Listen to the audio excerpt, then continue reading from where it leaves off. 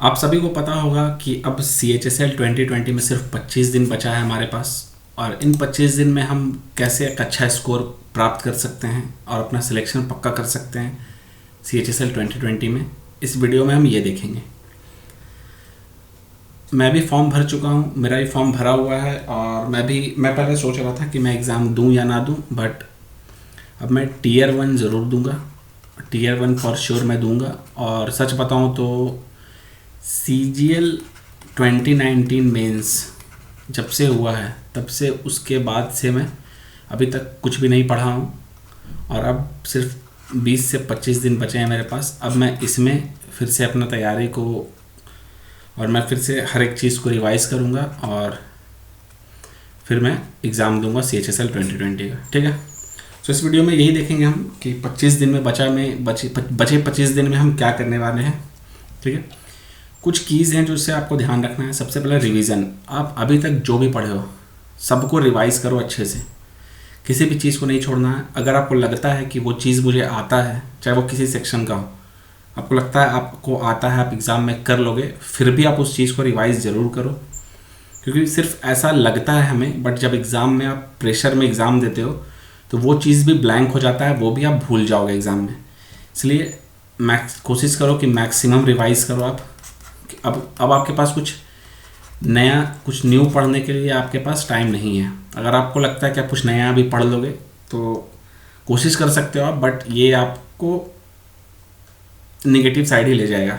ठीक है, अब जितना अभी तक पढ़ चुके हो अपने उसी कंटेंट पे भरोसा रखो और उसी चीज़ को बार बार रिवाइज करो, वही आपका स्कोर बढ़ाएगा। ठीक है, नेक्स्ट है आपका स्टॉप वेस्टिंग योर टाइम। अभी आप कम से कम 8 से 10 घंटा या 11 घंटा पढ़ो अच्छे से, फिर अच्छा नींद लो आप।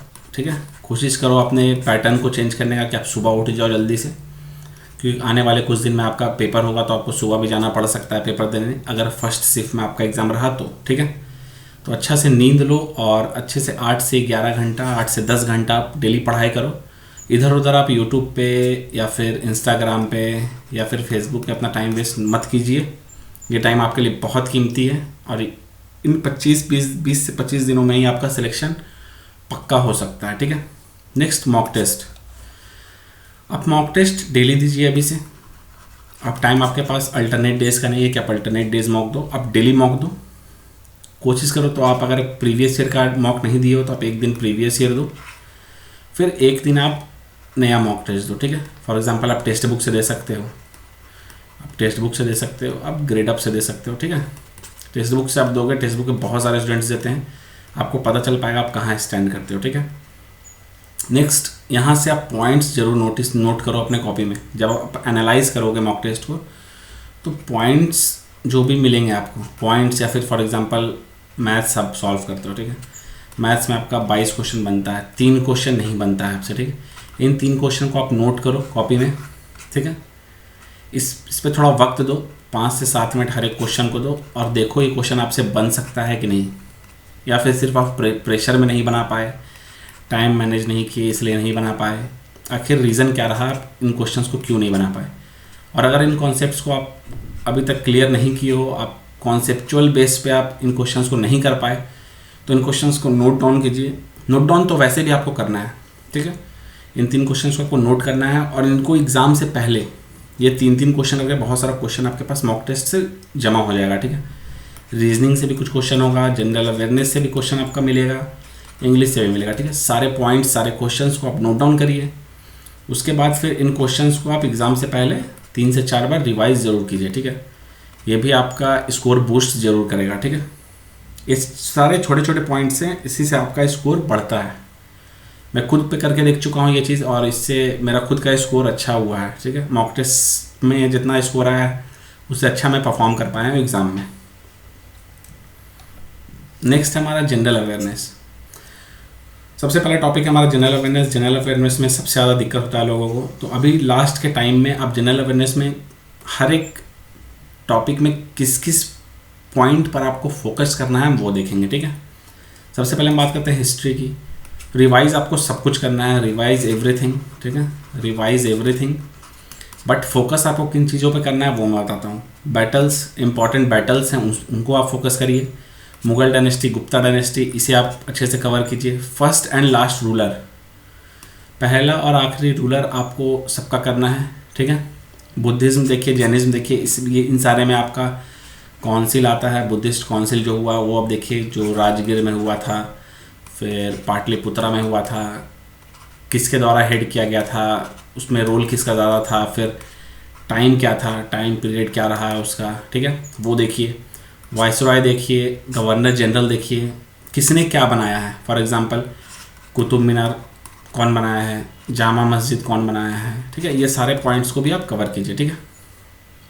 नेक्स्ट ये भी आपका कि किसे कहाँ दफनाया गया, थोड़ा इसे भी आप ज़रूर थोड़ा देख लीजिएगा, ठीक है। फिर है ट्रैवलर, फॉर एग्जांपल ह्यून सांग और भी कोई ट्रैवलर हैं, ठीक है। वो ट्रैवलर किसके पीरियड में आए थे, कब आए थे, ठीक है। चाइनीज़ थे, मोरक्कन ट्रैवलर थे, कौन ट्रैवलर थे आप वो भी देखिए, किसके रेन में आए थे, ठीक है, ये भी देखिए, ठीक है। इन सारे पॉइंट्स को अच्छे से आप रिवाइज करिए। नेक्स्ट है पॉलिटी। पॉलिटी में आप स्केड्यूल ज़रूर देखिएगा। फॉर एग्जांपल थर्ड स्केड्यूल क्या होता है आपका, forms of oaths and affirmations. Fourth schedule है आपका, यहाँ पे कुछ मैं स्केड्यूल लिख के रखा हूँ, यहाँ पे आप वीडियो देखते देखते भी कुछ स्केड्यूल, कुछ पार्ट्स, कुछ इंपॉर्टेंट आर्टिकल्स को आप रिवाइज कर सकते हो, ठीक है। थर्ड है आपका ओथ एंड अफर्मेशन से रिलेटेड।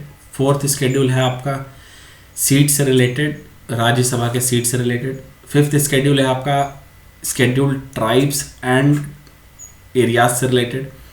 सिक्स्थ स्केड्यूल जो है आपका वो है प्रोविजन आपका ट्राइबल एरिया से रिलेटेड, असम, मेघालय, त्रिपुरा एंड मिजोरम, ठीक है। एट्थ स्केड्यूल में हम लैंग्वेज से डील करते हैं, ठीक है। फिर tenth schedule anti defection law, ये काफ़ी इंपॉर्टेंट है, इसे आप ध्यान रखिए। एंटी डिफेक्शन लॉ किस स्केड्यूल में है, टेंथ स्केड्यूल में, ठीक है। फिर आगे हम पार्ट्स पे। पार्ट 3 जो है आपका फंडामेंटल राइट्स से डील करता है। फंडामेंटल राइट्स आपके काफ़ी ज़्यादा इंपॉर्टेंट है। फंडामेंटल राइट्स आपको आर्टिकल बाय आर्टिकल याद होना चाहिए, ठीक है। फॉर एग्जांपल एबोल्यूशन किस में है, प्रॉपर आपको जो अपॉर्चुनिटी मिलता है मेल फीमेल को वो किस में है, चाइल्ड, फिर एक चाइल्ड लेबर है वो तो थोड़ा वो भी आप देख लेना, ठीक है। तो ये सारे पॉइंट्स आपको देखने हैं। नेक्स्ट है आपका part 4 directive principles of state policy, DPSP, ठीक है। ये आपका DPSP होता है। पार्ट 4 इससे डील करता है, इसका आर्टिकल 36 से 51 है। फिर है 4A फंडामेंटल ड्यूटीज़, 51A में है ये, ठीक है।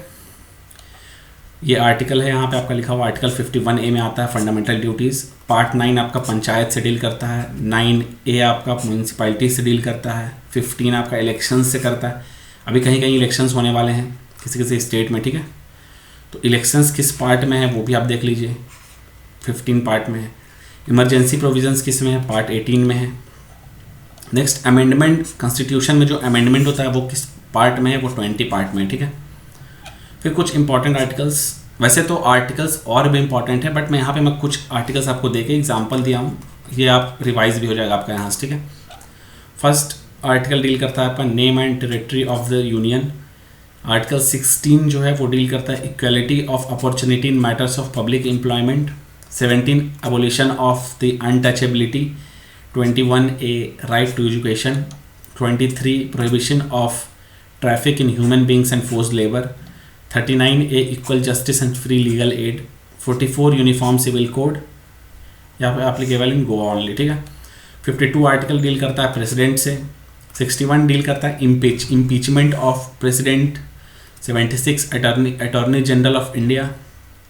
Article 110, article 110 definition of money bills. Money bills किससे डील करता है, आर्टिकल 110 से, ठीक है। और भी बहुत सारे आर्टिकल्स हैं। अगर आपको स्केड्यूल का, पार्ट्स का, आर्टिकल्स का, इन सारे चीज़ों का आपको अगर वीडियो चाहिए या फिर PDF चाहिए तो आप कमेंट सेक्शन में बताइए, मैं इसका PDF आपको प्रोवाइड कर दूंगा, ठीक है। जिसमें आपको आर्टिकल्स, पार्ट्स, इंपॉर्टेंट स्केड्यूल्स सारे आपको वहाँ पे एक ही PDF में मिल जाएंगे, ठीक है। नेक्स्ट है आपका बायोलॉजी, ठीक है। इसमें आप डिजीज़ देख लो, विटामिन देख लो, इन सारे पॉइंट्स को आप देख लो, ठीक है। इन सारे से रिलेटेड क्वेश्चंस आपको पता होना चाहिए, ठीक है। फिर थोड़ा ब्रेन से, जो आप ब्रेन से रिलेटेड क्वेश्चंस होते हैं, या फिर सेरेबेलम वोमिटिंग जो होता है वो किस पार्ट की वजह क्या होता है उसमें। फिर आपका स्लीपिंग किस पार्ट से रिलेटेड है, ये सब आप देख लेना, ठीक है। फिर ज्योग्राफी, इसमें आप नेशनल पार्क्स, वाइल्ड लाइफ कर लो, इंपॉर्टेंट पासेस कर लो, लॉन्गिट्यूड लैटिट्यूड कर लो, peaks, islands, important rivers and tributaries, फिर नेशनल हाईवेज, ये सारे पॉइंट्स आप कवर कर लो, ठीक है। और अगर मैं बात करूँ करंट अफेयर्स की, तो करंट अफेयर्स से रिलेटेड मैं एक स्टैटिक और इम्पॉर्टेंट पॉइंट्स, इम्पॉर्टेंट टॉपिक्स, या फिर आप कह सकते हैं इम्पॉर्टेंट एरियाज़ जिससे आपके करंट अफेयर्स में क्वेश्चन पूछे जाते हैं, उसके लिए मैं एक सेपरेट वीडियो बना चुका हूँ, आप उस वीडियो को देखिए। फिर अगर मैं इम्पॉर्टेंट अपॉइंटमेंट्स की बात करता हूँ, इम्पॉर्टेंट अपॉइंटमेंट्स काफ़ी ज़्यादा इंपॉर्टेंट होते हैं, ठीक है।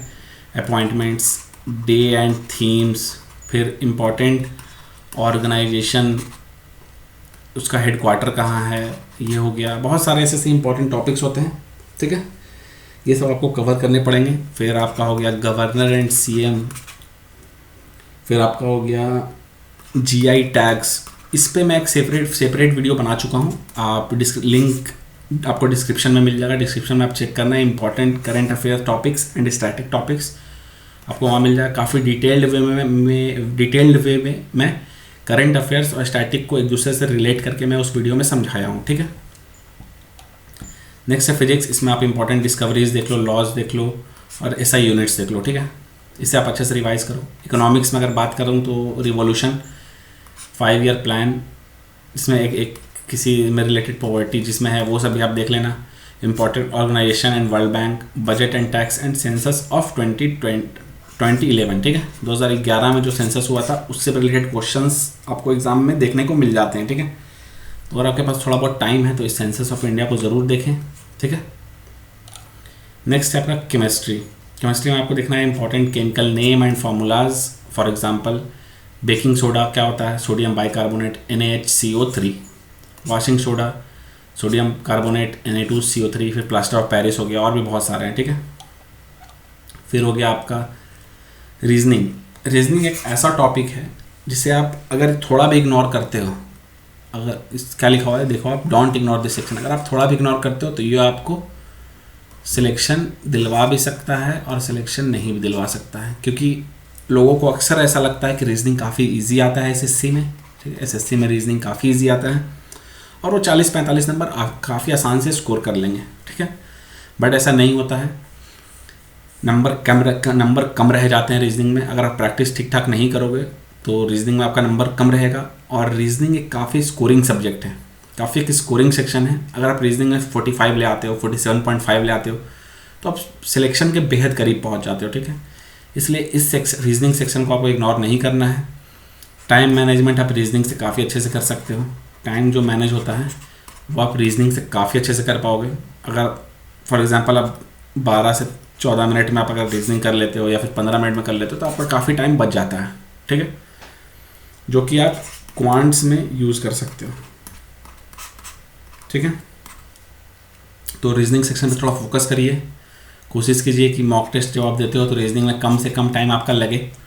और अगर आप टाइम मैनेज नहीं कर पा रहे हो रीजनिंग में तो मैं सजेस्ट करूँगा कि आप सेक्शनल रीजनिंग का टेस्ट ज़रूर दीजिए। एटलीस्ट एक अगर आप एक डेली देते हो, एक मॉक अगर डेली देते हो सेक्शनल रीजनिंग का, तो ये आपका मुश्किल से आप बैठोगे करने तो 20 से 25 मिनट आपका टोटल मिला के लगेगा, या फिर आप मान लो 30 मिनट लास्ट की। अगर अब 20 दिन बचा है, 20 दिन में आप अगर डेली रीजनिंग प्रैक्टिस करते हो प्रीवियस ईयर उठा के, CGL प्री से, CHSL प्री से, इन सब से अगर आप क्वेश्चंस उठा के प्रैक्टिस करते हो डेली रीजनिंग का 20 दिन, तो फॉर श्योर आपका रीजनिंग में टाइम मैनेजमेंट अच्छा हो जाएगा और रीजनिंग आप फिर एग्ज़ाम में अच्छा स्कोर कर पाओगे, ठीक है।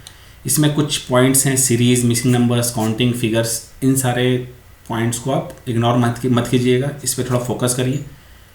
कभी कभी ये क्वेश्चंस, कभी कभी नहीं, मोस्टली ये सारे क्वेश्चंस गलत हो जाते हैं या फिर आपको लॉजिक समझ में नहीं आता है, ठीक है, तो इसके लॉजिक पे थोड़ा काम कीजिए। ये ABCD इन सारे पॉइंट्स को याद रखिए, ये इस किससे स्टैंड करता है, ठीक है, ये मैं पहले ही बता चुका हूँ। अगर आपको याद करना है तो ऐसे याद करो। ये जो एक होता है फॉर्म, ये होता है 5, ये 10, ये 15, ये 20, ये 25, ठीक है। ABCD आपको नंबर वाइज याद होने चाहिए। फॉर एग्जांपल मुझे अभी याद है R18 होता है, ठीक है, क्योंकि मेरा नाम इससे स्टार्ट है। तो ऐसे आपको याद भी थोड़ा बहुत करना है, ठीक है। तो इससे आपका टाइम काफ़ी बचता है एग्ज़ाम में। जो वो आपके क्वेश्चन होते हैं अल्फ़ा, ये सीरीज़ वाले होते हैं ACFG, ये फिर आपका बदल गया किसी में MQRS ऐसे में बदलता है, तो ये नंबर आपको याद होता है तो काफ़ी आसानी से आप रिलेट कर पाते हो, ठीक है। जो लॉजिक है इसके पीछे आप समझ पाओगे इस लॉजिक को, ठीक है। नेक्स्ट है हमारा इंग्लिश। इंग्लिश में सारे वोकैब्स को अच्छे से रिवाइज कीजिए, अब टाइम आपके पास बचा नहीं है, ठीक है। ये आपके ऑन एन एवरेज 10 क्वेश्चन यहाँ से आपके आ जाते हैं। स्पेलिंग एरर आपका हो गया, एंटोसाइनो हो गया, ईडियम्स हो गया, वन वर्ड हो गया। अगर आप सारे याद कर चुके हो, आपका वोकैब अच्छा है, तो मैं सजेस्ट करूँगा उसको बार बार रिवाइज़ कीजिए। अब जितना बार रिवाइज़ करोगे उतना अच्छा आपको याद रहेगा वो, और एग्ज़ाम में काफ़ी जल्दी आप क्लिक करके निकल पाओगे क्वेश्चन को, ठीक है। आपको सोचने का टाइम नहीं देना है आपको वोकैब में। किसी भी क्वेश्चन में इन सारे पॉइंट्स में, इडियम्स, वन वर्ड, एंटोसाइनो और स्पेलिंग में, अगर आप 10 से 12 सेकंड से अगर आप ज़्यादा दे रहे हो, ठीक है, तो फिर बेकार है वो, ठीक है। फिर वो नंबर आपका कोई फ़ायदेमंद नहीं है। कोशिश कीजिए 15 second, maximum to maximum 15 second के अंदर आप क्वेश्चन को क्लिक करके निकल जाइए। पढ़ने के बाद, ऑप्शंस देखने के बाद 15 सेकंड में आप कर लीजिए।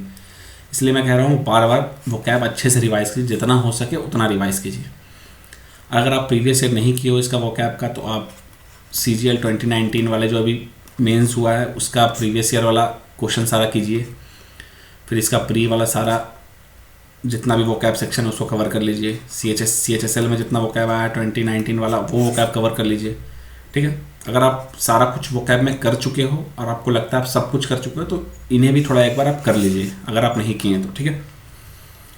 Next, focus on voice and speech. ये नंबर आपका बोनस मार्क्स होता है। स्पीच से हालांकि क्वेश्चन जल्दी नहीं आता है, बट अगर आ जाता है तो ये आपका बोनस मार्क्स ही होता है, ठीक है। वॉइस और स्पीच पे अच्छे से फोकस कीजिए, बोनस नंबर देगा ये आपको, ठीक है। क्लोज टेस्ट की बात करते हैं। क्लोज टेस्ट आपका मोस्टली इजी साइड ही आता है, ठीक है। तो आप 2-4 क्लोज टेस्ट प्रैक्टिस किया कीजिए डेली, ठीक है। मॉडरेट लेवल तक की प्रैक्टिस किया कीजिए। ये आपको 5 में 5 नंबर पूरा दे देगा। 5 के 5 क्वेश्चन आपके सही हो जाएंगे क्लोज टेस्ट में काफ़ी आसानी से, ठीक है। हालांकि 4 क्वेश्चन तो सही हो ही जाते हैं, बचता है आपका खेल जो होता है वो आपका 1 क्वेश्चन से होता है इसके। तो आपको पता है कि कट ऑफ आजकल 160 के अप्रॉक्स जा रहा है। एक एक क्वेश्चन, एक एक नंबर, इनफैक्ट आधा नंबर भी आपका मैटर करता है सिलेक्शन के लिए, ठीक है। तो अब किसी भी पॉइंट को कहीं से भी आपको छोड़ना नहीं है इन लास्ट 20 डेज, ठीक है। फिर जितने भी रूल्स हैं उसे रिवाइज़ कीजिए। कभी कभी ये fill in the blanks, sentence correction, इन सब में भी रूल्स काफ़ी अच्छे तरीके से यूज़ हो जाते हैं, ठीक है, ऑप्शन एलिमिनेट करने में भी। सो रूल्स को बार बार रिवाइज़ कीजिए। मैं सजेस्ट करता हूँ रूल को कम से कम 4 से 5 बार रिवाइज़ कर लीजिए एग्ज़ाम से पहले, ठीक है। नेक्स्ट है हमारा क्वांट्स। सारे फार्मूलाज रिवाइज़ कीजिए, थ्योरम्स को सारा रिवाइज़ कीजिए। जितना भी कॉन्सेप्ट आप पढ़े हो उसको रिवाइज़ कीजिए। अगर आप नोट्स नहीं बनाए हो इस पॉइंट्स का, ठीक है, बहुत सारे पॉइंट्स होते हैं जिसका आपको नोट्स बना के रखना होता है, ठीक है, जिससे आप लास्ट टाइम में रिवाइज़ कर सको। अगर आप नहीं बनाए हो तो अभी भी जब आप रिवाइज़ करोगे तो सारे पॉइंट्स को एक जगह कॉपी पे रिवाइज़ करने के बाद उसको नोट डाउन करते चले जाना, ठीक है। जब लास्ट का 4-5 दिन होगा तो आपको आपको लगेगा ये भूल रहा हूँ, ये याद नहीं है, वो याद नहीं है, तो आप लास्ट मोमेंट पे उस नोट से पढ़ लेना। अगर आप नोट्स अभी भी नहीं बनाए हो तो अभी आप जो फर्स्ट टाइम रिवीजन करोगे सारे चीज़ का, तो आप नोट्स बनाते चले जाओ। 10 से 15 मिनट एक्स्ट्रा लगेगा हर दिन, पर आप नोट्स बनाते चल जाओ। लास्ट के वीक में जो होगा आपका बहुत काम देगा वो, ठीक है। नेक्स्ट, कैलकुलेशन पे काम अगर आप अभी तक नहीं किया हो तो कैलकुलेशन पे अभी भी टाइम है। आप 20 से 25 दिन कैलकुलेशन पे काम कर लो, ठीक है। डेली 15 से 20 मिनट आप दो इसको, ठीक है। कैलकुलेशन अच्छा होना काफ़ी ज़रूरी है, क्योंकि किसी सेट में आपका कैलकुलेशन काफ़ी अच्छा रोल प्ले करता है, ठीक है। तो आप थोड़ा भी रिस्क नहीं ले सकते कैलकुलेशन से रिलेटेड। और अगर आपको कैलकुलेशन के बारे में थोड़ा और डिटेल वे में जानना है तो इसका वीडियो का जो लिंक है वो आपको डिस्क्रिप्शन में मिल जाएगा। मैं उसमें बताया हूँ कैसे आपको किस तरह से कैलकुलेशन पे काम करना है, ठीक है। सारे क्यूब्स, स्क्वायर्स, टेबल्स, हर चीज़ पे मैं अच्छे से बात किया हूँ, ठीक है। तो आप उस वीडियो को भी जाकर देख सकते हो, लिंक आपका डिस्क्रिप्शन में, ठीक है। लास्ट ईयर अब आप थोड़ा लास्ट ईयर CGL 2019 और CHSL 2019 के पेपर्स को प्रैक्टिस करो। अगर आप कर लिए हो तो वेल एंड गुड, बहुत अच्छी बात है। और अगर आप प्रैक्टिस किए होगे तो उसमें भी आपका बहुत सारा क्वेश्चंस जो होगा वो आपका पहला गो में नहीं हुआ होगा, ठीक है, जिसमें आपको सोचना पड़ा होगा। जिन जिन क्वेश्चंस को आपको सोचना पड़ा है उन सारे क्वेश्चंस को, या फिर जो क्वेश्चन आपसे नहीं हुआ है उन सारे क्वेश्चंस को सॉल्व करके मिनिमम 4 से 5 बार रिवाइज़ कीजिए, क्योंकि अक्सर ऐसा होता है जो आप छोड़ देते हो वही क्वेश्चन, वही कॉन्सेप्ट पे क्वेश्चन आपको एग्ज़ाम में देखने को मिल जाता है। ये हर इंसान के साथ होता है, जो आप एग्ज़ाम से पहले छोड़ोगे वही आपके एग्ज़ाम में आ जाएगा, ठीक है। तो इन पॉइंट पे भी आप ध्यान दीजिए। जब आप मॉक टेस्ट भी दोगे तो जो क्वेश्चन आपसे नहीं हो रहा है, अगर टाइम की वजह से नहीं हो रहा है या फिर कॉन्सेप्ट की वजह से नहीं हो रहा है, तो उन क्वेश्चंस को एक जगह पे नोट डाउन करके उसे सॉल्व करके एग्ज़ाम से पहले उसे अच्छे से रिवाइज़ कीजिए। वो सारा पॉइंट्स, वो सारा कॉन्सेप्ट आपको कहीं ना कहीं डायरेक्टली और इनडायरेक्टली एग्ज़ाम में ज़रूर फ़ायदा पहुंचाएगा, ठीक है। तो ये था आपका लास्ट 25 डेज़ का स्ट्रैटेजी, आपको क्या क्या कैसे कैसे करना है, ठीक है। अगर आपको वीडियो पसंद आएगा तो वीडियो को लाइक ज़रूर कीजिए, या फिर अगर आपको किसी चीज़ का PDF चाहिए तो कमेंट सेक्शन में बताइए, मैं उसका PDF आपको प्रोवाइड कर दूंगा। और अगर आप चैनल पर नए हैं तो चैनल को सब्सक्राइब करें और वीडियो को प्लीज़ यार लाइक ज़रूर कर दें, ठीक है। Thank you.